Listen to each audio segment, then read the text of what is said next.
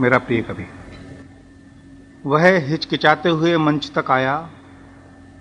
उसके कोट और पैंट पर शहर की रगड़ के निशान थे। वह कुछ परेशान था, लेकिन सुनाना चाहता था अपनी कविता। लगभग हकलाते हुए शुरू किया उसने कविता का पाठ, मगर मुझे उसकी हकलाहट में एक सात्विक हिचकिचाहट सुनाई दी। एक ऐसी हिचकिचाहट जो इस वक्त में दुनिया से बात करते हुए किसी भी संवेदनशील आदमी को हो सकती है, लेकिन उसने अपनी कविता में वह सब कहा जो एक कवि को आखिर कहना चाहिए। वह हिचकिचाहट धीरे धीरे एक अफसोस में बदल गई और फिर उसमें एक शोक भरने लगा। उसकी कविता में फिर बारिश होने लगी। उसके चश्मे पर भी कुछ बूंदें आईं, जिन्हें मेरे प्यारे कवि ने उंगलियों से साफ करने की कोशिश की, लेकिन तब तक और तेज हो गई बारिश। फिर कविता में अचानक रात हो गई। अब उस गहरी होती रात में हो रही थी बारिश। बारिश दिख नहीं रही थी और बारिश में सब कुछ भीग रहा था।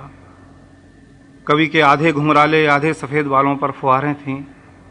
ओंठों पर सिगरेट के धुएं की चहलकदमी के सांवले निशानों को छूकर कविता बह रही थी अपनी धुन में।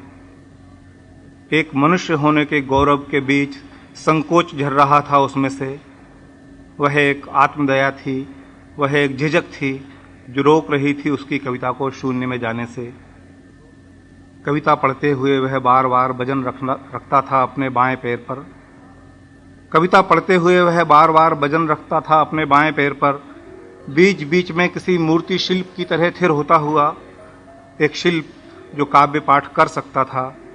उसके माथे पर 3.5 सिलवटें आती थीं और बनी रहती थी देर तक।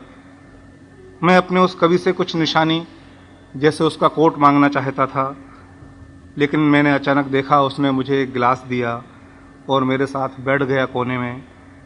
उसने कहा, तुम्हें मैं राग देश सुनाता हूँ। फिर उसने शुरू किया गाना।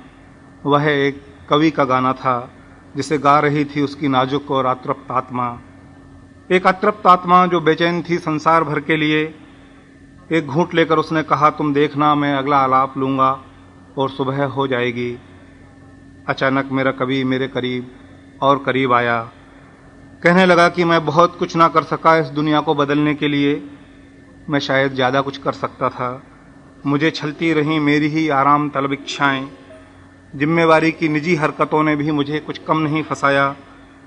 दाईं आंख का कीचड़ पोंछते हुए वह फिर कुछ गुनगुनाने लगा।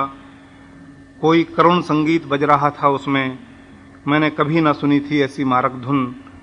मेरे भीतर एक लहर उमड़ी और मैं रोने लगा। उधर मेरा प्रिय कवि अपने अंडाकार चेहरे में एक भ्रूण को छिपाए मंच से उतरकर चला आ रहा था अपनी ही चाल से।